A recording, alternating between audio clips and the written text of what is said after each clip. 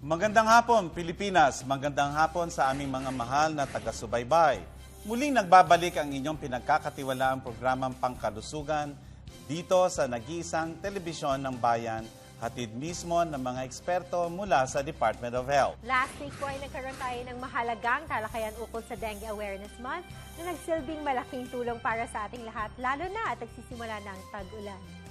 Ngayon naman po ay ating mapag-uusapan ang isa sa mga madalas na nagiging sakit ng mga kalalakihan, senior citizen, ang prostate cancer. At bukod po sa Prostate Cancer Awareness Month ang buwan ng Hunyo, ipinagdiriwang din natin ngayong araw, ASEC, ang World Blood Donor Day. Kaya aming ihaay ng lahat ukol sa mga ito at kahalagahan ng mga ito sa ating pong kalusugan.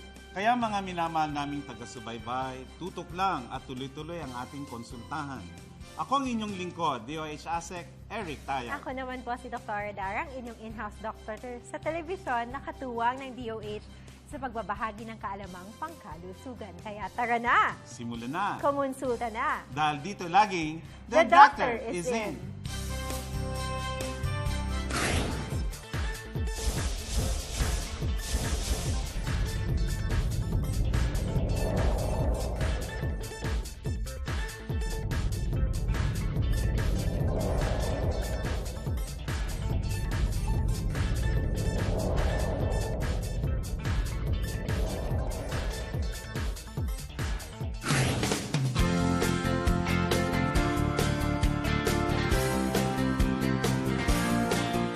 Ilang porsyento na po ng kalalakihan sa bansa ang merong prostate cancer?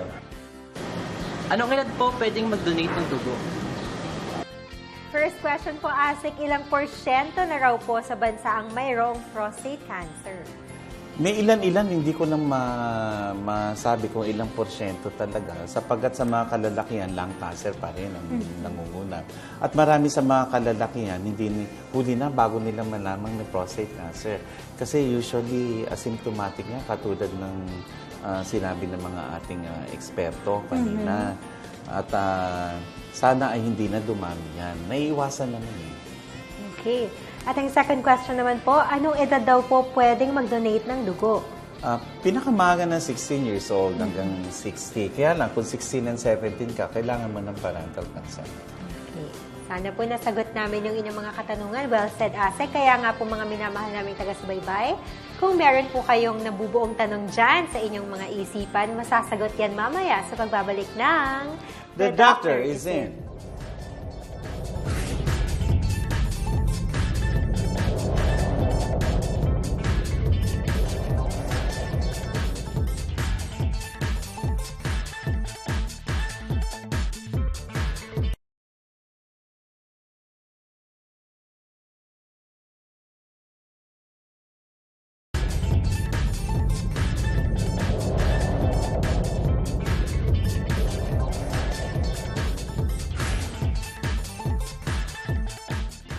Maligayang pagbabalik sa The Doctor is in.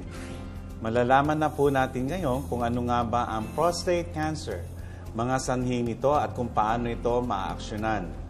Makakasama natin magpaliwanag si Dr. Samuel Erastorza, ang Chairman ng Philippine Urological Association Prostate Cancer Awareness Committee. Good afternoon, Dr. Erastorza. Good afternoon po, sir. Ngayon, at pinagdiriwang natin ng Prostate Awareness Month, pwede bang paliwanag natin, ano itong prostate gland? Yung prostate gland po, ito ay makikita lang sa mga kalalakihan. Pagkapanganak ng lalaki, meron na siya kagad na prostate gland. At ito isang kasing laki lang ng siniguelas, mga 15 hanggang 20 gramos, na nakikita doon sa may bungad ng pantog natin. Nakapalibot ito sa daluyan ng ihi. Ngayon, ito usually ang function nito sa yung pagbubuntis, no? Pag napapansin natin, pag lumabas ang similya ng kalalakihan, medyo malapot pa ito. Then after some time, lumalab na. Importante kasi ito para yung sperm ay makatakbo sa loob ng babae. Ito yung pangunahing function ng prostate. Karaniwan, anong mga maaaring maging epekto sa kalusugan na may kinalaman sa prostate gland? Ang normally talaga na nangyari or ang kadalasang problema sa prostate gland ay lumalaki ito. At dahil nakapalibot ito sa daluyan ng ihi, naiipit yung daluyan ng ihi at nagkakaroon ng problema sa pag-ihi. Naiipit yung daluyan ng ihi, nahihirapan umihi ang isang lalaki. Pero actually, tatlong klase ang pinaka-main na problema sa paglaki ng prostate. Number one, yung tinatawag na benign prostatic hyperplasia. Ito yung kusang lumalaki ang prostate na hindi cancerous. At ito yung pinaka-common na problema ng mga kalalakihan. Tinataya mga 50 hanggang 70%, 70% ng kalalakihan, bago pa mamatay, ay talagang lalaki ang prostate at magbabara sa daluyan ng ihi. Pangalawa, yung tinatawag na prostate cancer. No? Hindi mas common, pero mas malaki ang epekto o yung epekto sa kalalakihan. Kasi pwedeng mamatay ang lalaki dahil dito. Ngayon, ito naman yung paglaki ng prostate ay cancerous. Kaya nga, prostate cancer. Ngayon, itong benign prostatic hyperplasia at yung prostate cancer, mas common ito sa mga lalaki na mas matanda, edad 40 pataas. Ngayon, isa pang klaseng paglaki ng prostate, yung tinatawag na prostatitis. O nagkakaroon yung infection yung prostate, nagkaka-infection siya, namamaga, lumalaki, umiipit din sa daluyan ng ihi. Ito naman, mas common sa mga lalaki, edad 40 pababa, yung mas sexually active na mga lalaki. So ano mga dapat bantayang sintomas ng mga kalalakihan? Kailan sila dapat magpatingin sa mga doktor? At ano naman ang maaring gawin ng isang doktor sa mga kalalakihan may ganitong uri ng problema? Yun po, no, since pag nagkaroon ng problema sa prostate, lumalaki ang prostate, naiipit yung daluyan ng ihi. Ito yung kadalasan ng mga simptomas. Problema sa pag-ihi, mahina ang daloy ng ihi, putol-putol ang pag-ihi. Sa gabi, ilang beses nagigising sa pag-ihi, 5, 6 na beses. Kailangang umiri para lang lumabas ang ihi. At pagkatapos umihi, may natitira pa sa pantog. Pero ito, mas common ito sa tinatawag na benign prostatic hyperplasia tsaka yung prostatitis. Kaso, sa prostate cancer, normally walang simptomas. No? Asymptomatic, kaya nga sabi nila, yung prostate cancer, try-door na cancer. Kasi meron ka ng cancer pero wala ka pa rin nararamdaman. Kailan ba usually lumalabas ang simptomas ng prostate cancer?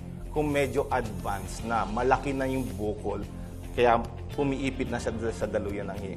And pag ganun na, yung nga, medyo advanced na, medyo late na siya. Hindi na siya yung sa tamang timing sa paggamot. So kahit nagamutin mo siya, maaaring kumalat na siya.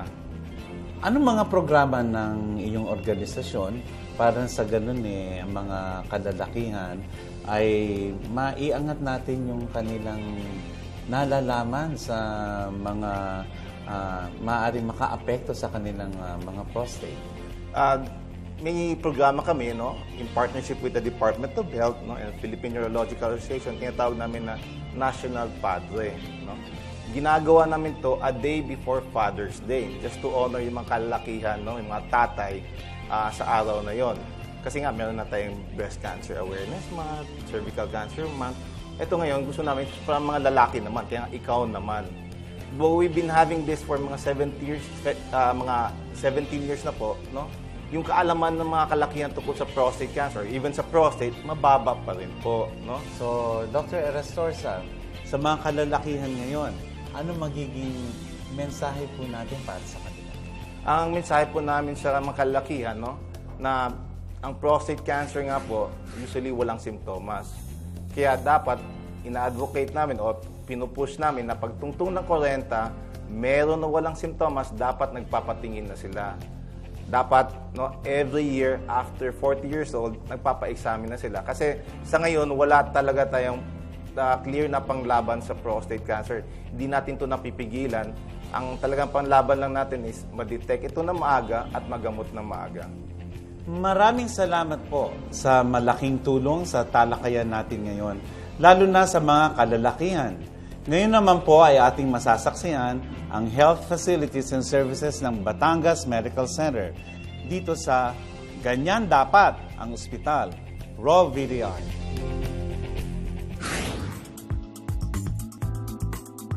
Isang ospital na nagbibigay ng pinakamataas na serbisyo sa lahat ng Pilipino sa rehiyon ng Calabarzon. Mula pa noong taong 1927, ang Batangas Medical Center. Nag-start kami ng operations, 1927 pa, it started as a 20-bed hospital na galing sa mga PCSO funds, yung sweepstakes funds. And over the years, nagkaroon ng mga improvements, pagdagdag ng mga budget, pagdagdag ng rooms at saka facilities. Hanggang noong 2009, na-approve ng previous Congress na may plan dito na maging converting the Batangas Regional Hospital to a 500-bed medical center. Para masigurong dekalidad ang kanilang paglilingkod, Ang Batangas Medical Center designated as a teaching training hospital here in the region. Kami po ay center ng mga iba't ibang specialty residency program, nursing programs, marami pong public health programs na ginagawa kami para matulungan namin, maturuan, matrain yung mga tao, mga health workers. patuloy din ang pagsisikap na maisakatuparan ang mas maayos pa nitong pasilidad. Sa ngayon, nagkakaroon kami ng mga upgrading at sa mga acquisition ng mga bagong instruments at saka yung mga meron na kami dito, mine-maintain namin. Nagkakaroon kami ng mga plano dito para makumpleto namin to. At ang ipinagmamalaki nitong mga infrastructure, Sa mga facilities and infrastructures and equipments, katulong po natin dito yung tinatawag na HPEP or Health Facilities and Enhancement Program ng Department of Health. At nung last February, kaya inaugurate lang ho namin yung aming bagong surgery building. 2-story po ito at ginagamit na po namin yung first floor nito. Kasabay po nito, nag-groundbreaking din kami para sa aming 100-bed capacity na new internal medicine building at marami pa po kami mga improvements na pinapagawa dito sa BAT-MC like yung aming outpatient department at yung pong iba-ibang rooms dito. nakatanggap na rin ang ospital ng iba't ibang awards. Recently po yung mga blood programs, yung blood donation programs, may mga natanggap po tayong mga awards dyan, either on sa province-wide at saka sa nationwide. Meron po kaming na-recognize na rin po kami sa yung program namin ng anti-tuberculosis, TB, kasi ang Batangas Medical Center po may center din po kaming tinatawag na TB DOTS, Directly Observed Treatment, tsaka yung pong MDR, yung Multiple Drug Resistance. Meron po kaming area dyan sa may harapan ng ating BAT-MC na doon po natin tinitingnan kung kailangan i-confine, i-in-house mga pasyente para po magamot sila. Yung pong no smoking policy natin, pinapatupad natin. Hopefully, we could get the Red Orchid Award. At marami pong breastfeeding program natin. Ang lahat ng ito ay patunay lamang na patuloy pang pinapaunlad ng Batangas Medical Center ang pasilidad nito at serbisyo. Kami po dito sa Batangas Medical Center, kaisa ng Department of Health sa pangunguna ni Secretary Enrique Ona under the administration of President Aquino. Doon po sa programa na kalusugang pangkalahatan, yung tinatawag po nating Universal Healthcare. At dahil po dito, iniingganyo namin lahat na sumali o mag-enroll sa PhilHealth para po magkaroon ng mga benepisyo tayong lahat para sa ating mga kalusugan na pangangailangan sa pagkalusugan.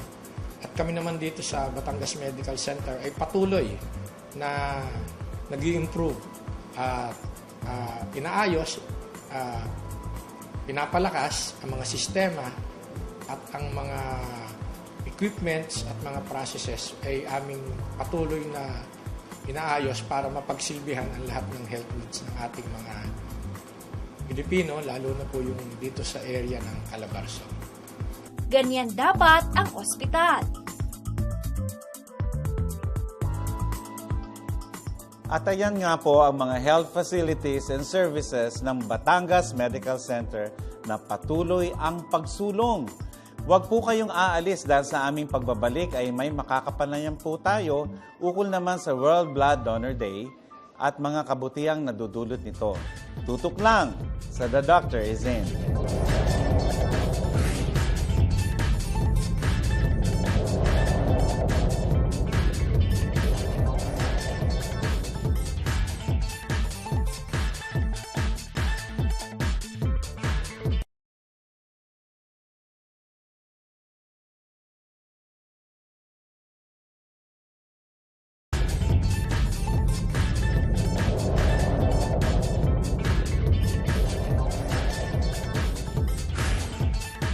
Nandito pa rin po tayo sa mahalagang konsultahan sa The Doctor's In. Mga detalye ukol sa World Blood Donor Day ay atin ang malalaman. Makakasama po natin upang mapag-usapan yan si Dr. Melvin Jude Katapang, pathologist in charge of the Donor Management Section ng Philippine Blood Disease and Transfusion Center. Good afternoon po, Doctor. Good afternoon, Doktora. How are you today? Okay lang po. Enjoying our lovely Saturday afternoon? Yes po. Okay. Unang-una, ano po ba ang function ng blood o dugo sa ating katawan? Okay. Bale po, ang dugo po ang tinatawag na fluid ng buhay. Bakit po? Kasi po, ito po yung nagdadala ng oxygen at iba pong nutrients sa iba-ibang parte ng ating katawan.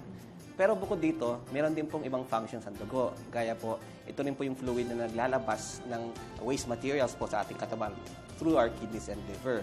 Bukod po dito, ang dugo din po ang nagkakalat po ng hormones, enzymes na kailangan ng katawan natin.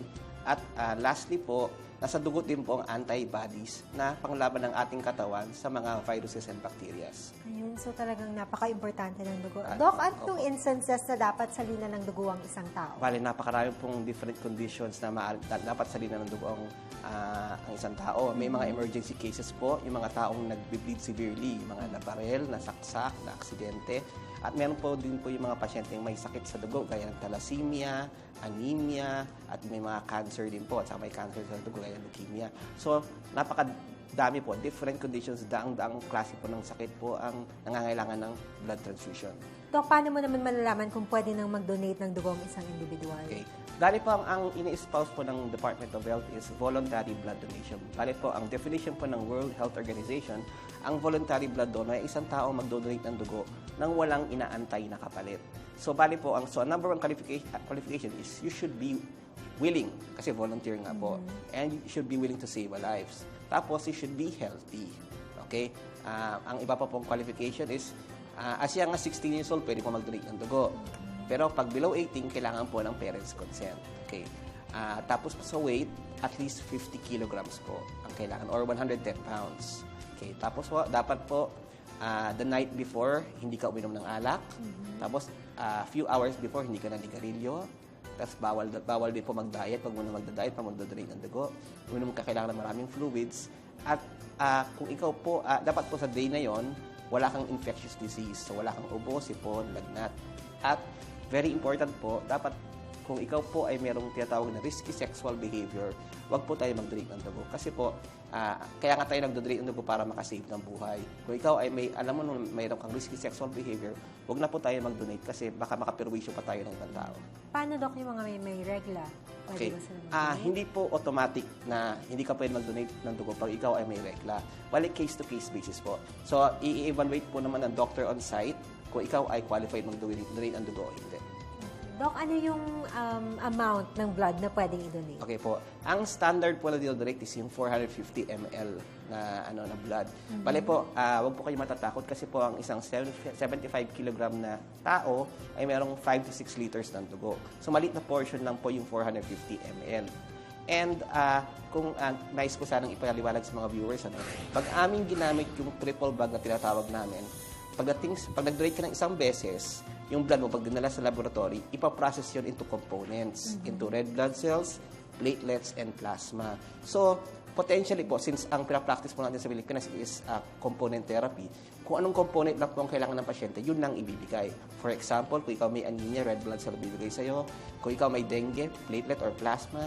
Kung ikaw ay may leukemia, red blood cell, platelet or plasma, depende po. So potentially, pag ikaw ay nag-donate ng isang beses, 3 different patients ang masasave ninyo. Gaano naman dapat kabilis na masalina ng dugo sa isang individual na nangangailangan? Depende rin po sa condition. For example, yung mga taong nagbe-bleed po profusely, o kaya yung mga taong may hypovolemic shock, kailangan nila ng kagad-agad na masalina ng dugo at minsan multiple units pang sinasalin sa kanila. Minsan sa ER pa lang, minsan sa OR pa lang sinasalin na sa kanila. Pero po yung mga pasyenteng may anemia or may thalassemia pwede man po mag-antay ng mga ilang oras o 1 or 2 days para masalina ng dugo. So, depende po sa kondisyon. Okay. Doc, kunwari, gusto ko mag-donate ng dugo. May advantage ba akong makukuha sa pag-donate? Okay. Since ang ni-espouse po namin is voluntary blood donation, ang gusto po namin sanang i-spread na edukasyon sa mga tao is, pag ikaw ay mag-donate ng dugo, ang iisipin mo lang ay ikaw ay makaka-save ng buhay. Yung po ang pinaka-benefit na gusto sana namin na maisa puso sa ating mga Pilipino. Kasi medyo kulang pa po ang volunteerism sa ating kapwa Pilipino. Ngayon po, normally naman po, pag ikaw ay normally every 2 to 3 months, yung old blood cells mo, sisirain na rin yun ng liver and kidney mo, tapos ilalabas mo sa dumi at ihi. Tapos yung bone marrow mo, magagawa ng bagong blood cells. Pero kung ikaw ay nag-donate ng dugo, hindi na aantayin ng bone marrow mo yung 2 to 3 months. Mararamdaman na niya na ikaw ay nawalan ng blood cells. So, gagawa na siya automatic ng panibagong blood cells. So, kumbaga, kung ihantod mo yung sarili mo sa isang makina, para kang na-change oil. Okay. Doc, may huling mensahe po kayo sa ating televiewers? Okay po. So, iniimbitahan ko po lahat ng mga ating mga, especially mga taga Metro Manila, magpunta po tayo. Meron po kami celebration ng World Blood Donor Day sa June 12 to 14 sa Fisher Mall po sa Quezon Avenue. From 10 a.m. to 6 p.m., pwede po tayo mag-donate ng dugo at pwede po tayo makiselebrate ng World Blood Donor Day. Bukod pa po doon, Doktora, gusto ko rin sanang i-invite lahat ng Filipinos, nasaan man po kayo party ng Pilipinas, from Luzon to Mindanao, maging volunteer blood donor po tayo. Kahit saan po, kahit sa DOH hospitals, private hospitals, sa Red Cross, kahit saan po, maging ugali po sana natin ang maging regular volunteer blood donors. Okay, thank you so much, Dr. Melvin Jude Katapang. Huwag po kayong aalis dahil magbabalik pa ang The Doctor's In.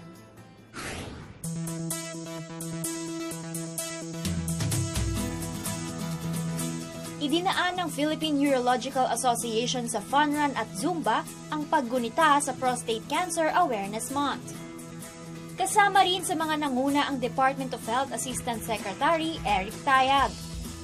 We are going to have a prostate cancer awareness campaign, and we are starting off or jump starting the activity by doing a fun run for today. We encourage everyone to have participation so we can have a sort of a big event for the whole month. Because the whole month is going to be a campaign by the PUA together with the DOH for prostate cancer.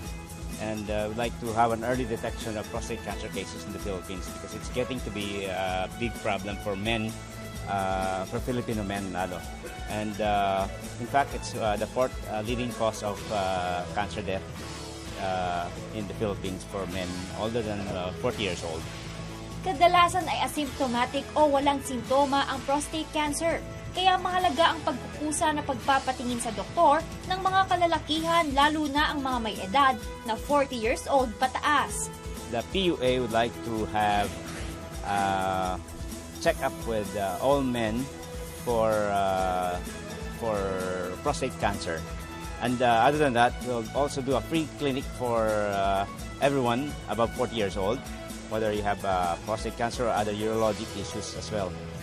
Higit sa 60 ospital at health center sa bansa ang may libreng check-up para sa mga lalaki ngayong araw.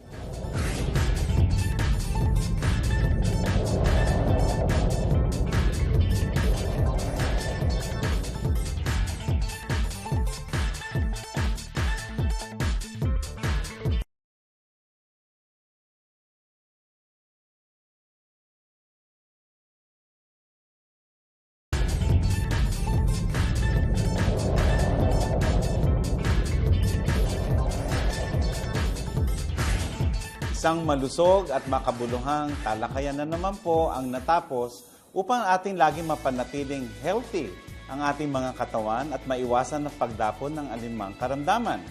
Lagi niyo rin pong tatandaan na may mga programang handog ng Department of Health at ilang organisasyon ng ating gobyerno na magsisilbing malaking tulong sa ating lahat. Ano ba blood type mo, Dara? A positive po. Ako naman, O+. Asek, nakapag-donate ka na? Oo.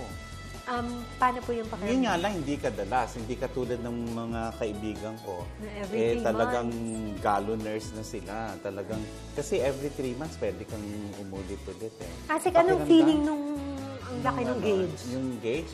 ay hindi ko iniisip na ako'y masasaktan. Ako kasi ay ang iniisip ko, at ganun din naman yung mga nagbibigay ng dugo na sila'y makakatulong sa mga nangailangan ng dugo. Oo. Wow. Ang paborito ko doon, yung may nilagang itlog. After? Oo, bibigay sa amin. Talaga? Oo. Pag-try Pero na. hindi dahil sa nilagang itlog. Dahil ako na. Di bumili ka na lang. Oo. Kaya naman, mga minamahal naming taga-subaybay, patuloy kayong tumutok hanggang sa susunod na Sabado at malaman ng mga hakbang upang makamit ang kayamanang kalusugan. At kung may karagdagang katanungan o nais makipag-ugnayan hinggil sa paksa ngayon, tumawag lang sa 651-7800 o bumisita sa DOH website sa www.doh.gov.ph. Ako ang inyong lingkod, Asek Eric Tayag ng Kagawaran ng Kalusugan. And we would like to thank Ergo Contracts Philippines for our tables and chairs. Ako naman po ang inyong lingkod, ang inyong in-house doctor sa division, Dr. Dara Chavez. Muli ninyong antabayanan ang susunod na edisyon ng programang ito na laging The Doctor is in!